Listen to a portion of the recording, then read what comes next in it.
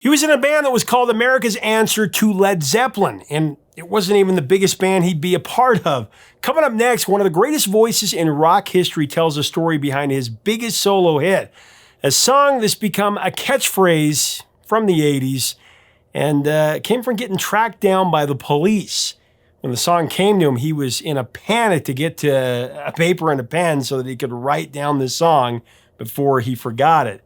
He knew it would capture the public, and in a way, kind of became an accidental protest song. A great interview about his time in two legendary bands as well. It's coming up on Professor of Rock.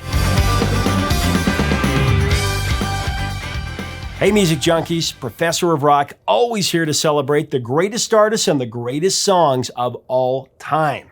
If you want the stories behind the stories of rock and roll, 50s, 60s, 70s, 80s, 90s, you'll dig this channel. Just subscribe below right now, and do make sure to check out our new merch, including our brand new Vintage Years collection. This is 1984.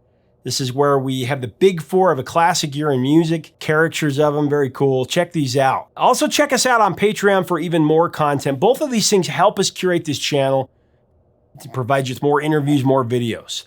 So it's time for another edition of our series, Revelations, where featured artists and legends go very deep into their greatest songs and their greatest albums. Today's guest, always a riot. You know, when David Lee Roth and Van Halen parted ways, there was no question that the vacant lead singer position left a giant hole in the rock and roll ozone.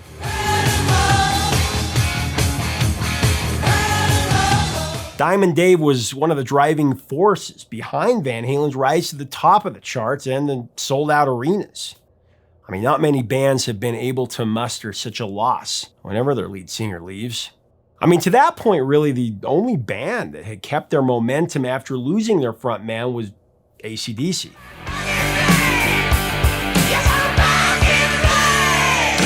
Well, after the dust settled, Van Halen welcomed the Red Rocker Sammy Hagar into the fold, and he helped keep that momentum with Van Halen. They actually had 4 straight #1 albums. It started with the spectacular 5150.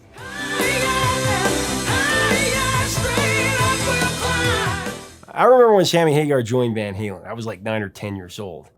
I remember a few of my friends said, wow, who's this new frontman? He seemed to come out of nowhere. He can really well. And of course, I had to laugh because, as many of you are aware, Sammy Hagar had a long career before he stepped into the mighty Van Halen. I knew about him because my dad had that first Montrose record. I knew about his solo stuff due to the metal mags that I bought with my meager allowance, like Circus. You remember those magazines. I mean, the first Montrose record was a scorcher, and at the time, many called the band America's answer to Led Zeppelin. Marketing, but Montrose was very cool. I mean, after cutting his teeth with the likes of Van Morrison, Herbie Hancock, and Edgar Winter, Ronnie Montrose formed his namesake with Denny Carmassi on drums. There was Bill Church on bass, and Sammy, known then as Sam Hagar, actually. Montrose self-titled is one of the most influential early metal albums. In fact, many experts and critics call it the first American heavy metal album, which is arguable. But what isn't arguable is the quality of the music. I remember that cover because my dad had it, like I said. My dad's record blew me away. The songs, Rock Candy.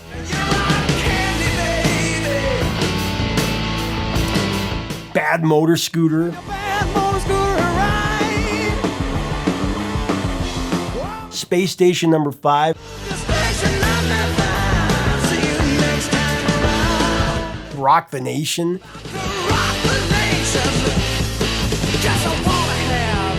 This was a special record.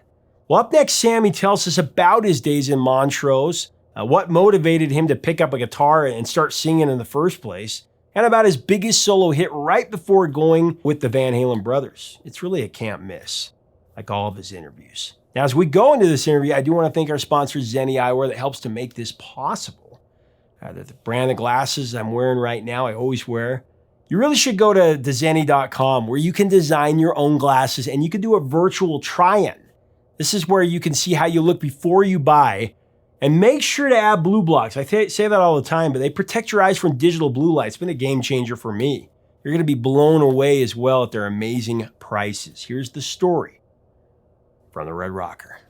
One of my heroes. It's pretty cool to interview rock stars, number one, but number two, to sit down with somebody who I've always loved their music. 11 number one hits on the rock charts if you combine what you've done singly and with Van Halen, which is number 2 of all time.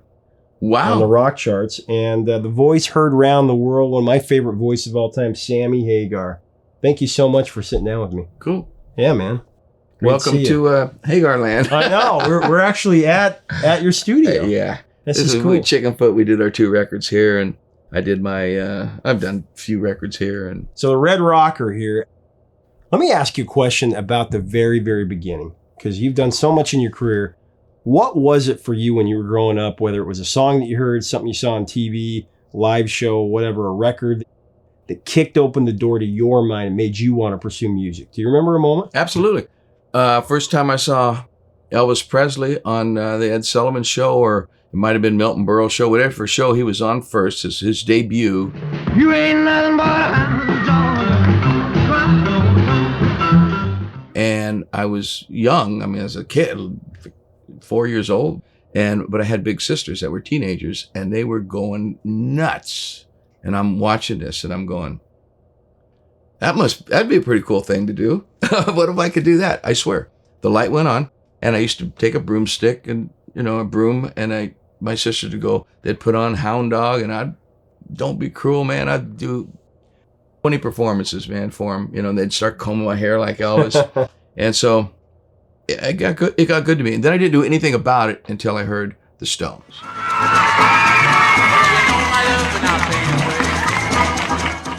Then when I heard, the Beatles, I Want to Hold Your Hand, all that stuff.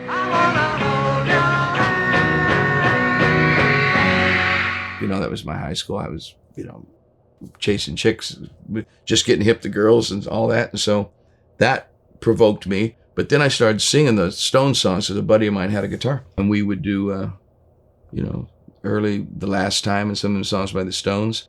And then I just started doing it. And once I started doing it, I never stopped.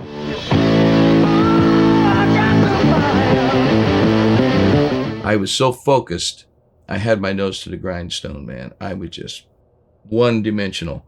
I went where the music was, and like that, just followed my instincts, and I never had a business plan, never had a backer, never had anything. I just kept falling into different situations. I'd fall into a different situation. Then eventually I fell into the Montrose lap, and I started that band and shook hands. I said, I got a drummer. He said, I got a bass player, Bill Church, and I had Denny Carmassi.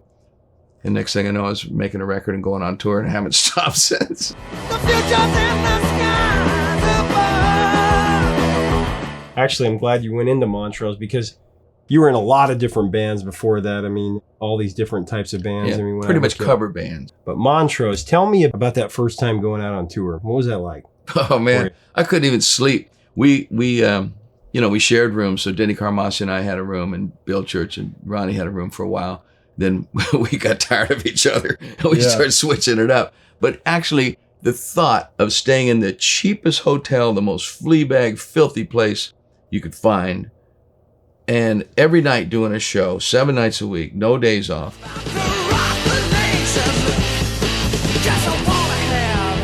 Driving in a station wagon, all of us with a tour manager who was a tour manager, lighting director, sound guy, everything. And it was just, and one truck driver, one little truck, long story short, I guess, is that I loved it.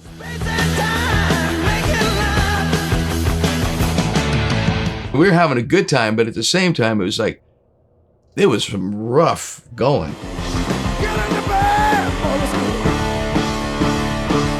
No money. My house I had, my rental house the phone got shut off within 2 months in the first tour.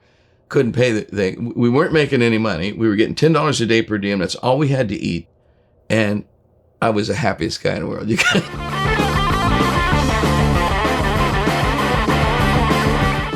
try to get me to do that today. I don't think for any reason I could do it. But yeah, that was. But every night going out playing your music, man. 30 minutes. Yeah, we played the first album.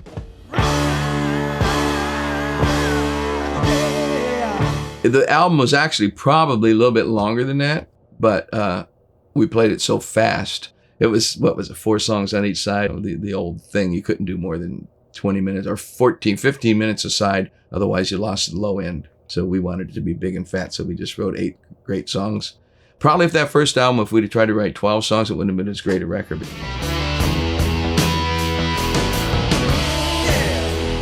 So let's talk about the solo career. I mean, you leave Montrose, you start your solo career. One of your big first hits was Your Love Is Driving Me Crazy, went to number 13.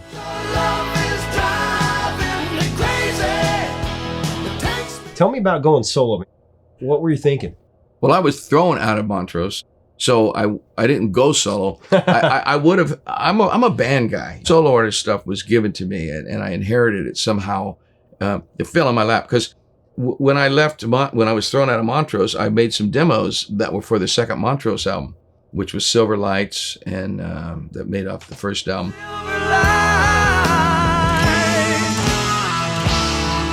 A couple other songs, and so I gave them to a record company, and I got a record deal, and I didn't have a band. It was brand new. I was just thrown out of the band, and next thing I know, I had a record deal, and with Capitol Records from John Carter, who's signed me, and I didn't have a band, so I signed to Sammy Hagar.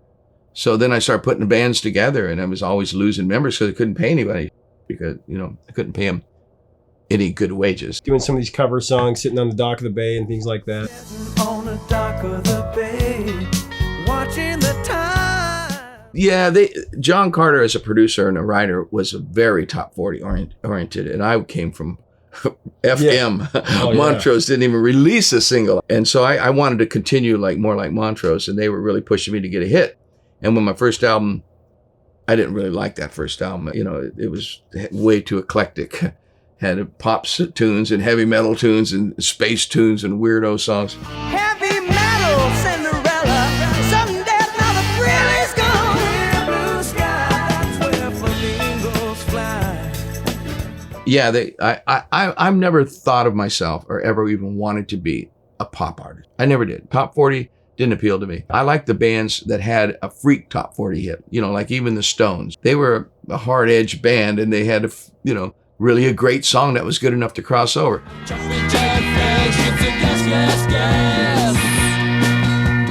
To be one of those bands like the Carpenters or something who I really respect. But I never wanted to be that. No, I didn't want to be that guy up there going. I wanted to be up there banging and be a tough guy and have an edge. And you're an artist that's on a very, very short list of having a top 50 album or being part of a top 50 album for like 5 different decades. Well, yeah, John Carter, when he started managing Chickenfoot, he was doing all this research, and he came up with it that there's really a handful, Clapton and George Harrison and, Neil Young. And I hate to even put my name in that league, but I guess there's just only been a few of us that have platinum careers in 5 different areas. It's really incredible. It's pretty honorable, man. I'm impressed, but I'm not. My ego will not go there. I hate to even see my name in that league because those guys are my heroes, man. I don't belong with those guys. They're my heroes. Let's talk about I Can't Drive 55. That's a song. It wasn't even your biggest hit as a solo artist, but it is a song that everybody remembers.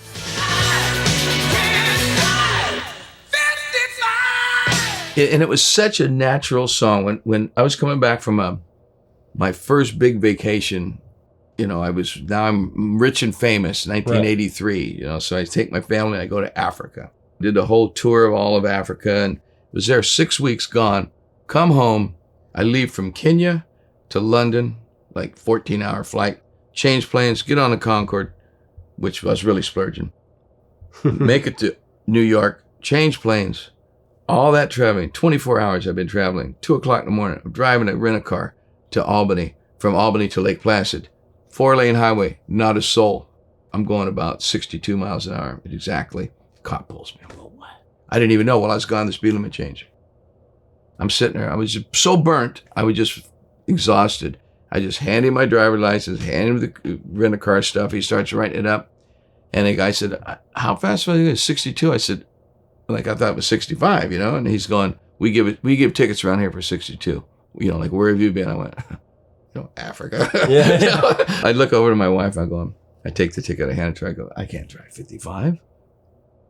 Get to my house, wrote the song. Oh, man. I mean, 4 o'clock in the morning, I picked up my guitar. I just wrote that damn song. When there's too much traffic, I can't catch no. It came that quick, And I played it for John Kalodner, and he went nuts. He just, this is a smash. This is the one we've been waiting for this at Geffen Records. And I didn't see it. I thought, hey, it's cool. It's a little gimmicky. But it was so true. And I was coming back to start rehearsal for HSAS.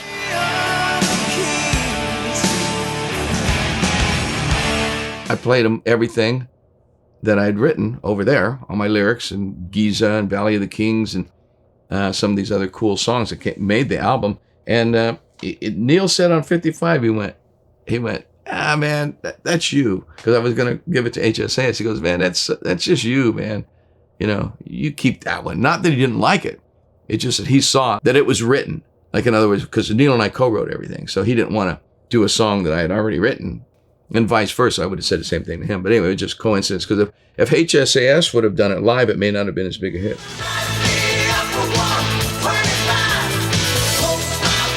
The video is definitely iconic in people's minds. It was a lifestyle career song for me. It wasn't a hit. It was like Stairway to Heaven for Led Zeppelin. Right. That song wasn't a top 40 hit, No. I don't think. I mean,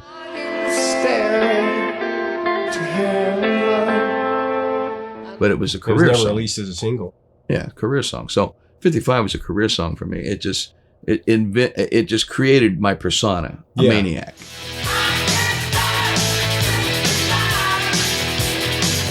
Let's talk about when you came into Van Halen, because Neil actually told me last week that he's like, you need to ask Sammy about this because he always tells a story about the mechanic, but I had something to do with that too.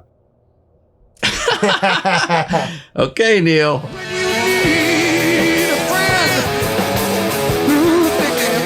I don't remember Neil having anything to do with it, but the mechanic, Claudio Zampoli, who, he was working on Eddie's Lamborghinis, working on my Ferraris. Oh, this thing is running great. It's just running great. It's so smooth into the curves. And what'd you do, Claudio? Dave quits. Eddie sees my car in his showroom there because I was on tour doing the VOA tour, just coming home from the VOA tour.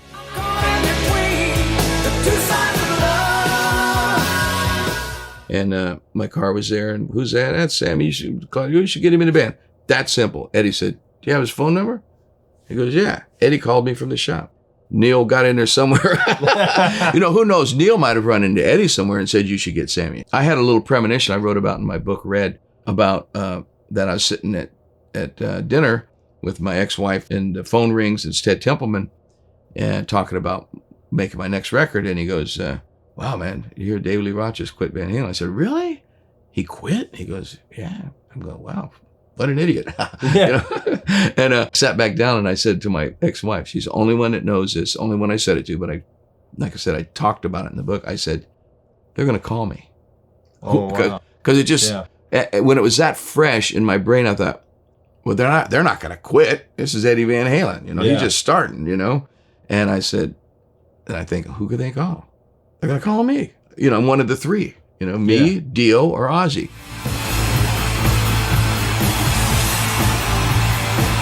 Hey, thanks so much for watching. Leave us a comment below about Montrose and Sammy Hagar. What are your memories of these songs and this time in music leading up to joining Van Halen? What were the first hard rock albums that you owned?